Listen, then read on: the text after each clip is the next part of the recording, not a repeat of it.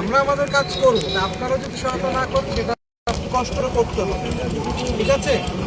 তো এই পরিবেশে বা এই সময় আপনাদের কোনো পয়েন্ট আছে যেটা আপনারা আসলে বলতে চান বা আমাদের জানার জন্য বা কোনো আইন শৃঙ্খলা বাহিনী জানাতে চান, এরকম আপাতত কোনো পয়েন্ট নেই।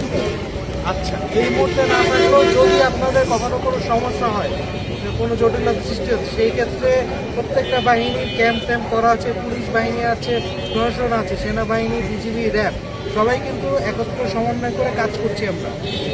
আমাদের যে অভিযোগ নাম্বারগুলো আছে সেগুলোতে আপনারা যোগাযোগ করবেন, ঠিক আছে? যোগাযোগ করে